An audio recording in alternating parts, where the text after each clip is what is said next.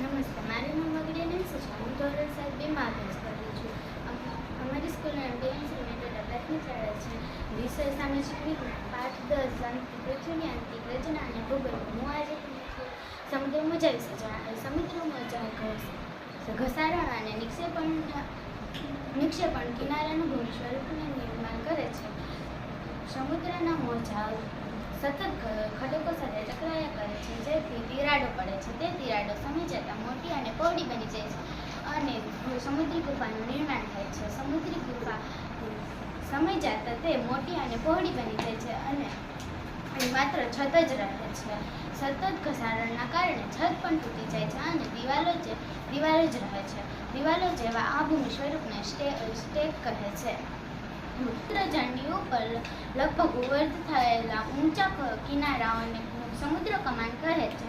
સમુદ્રના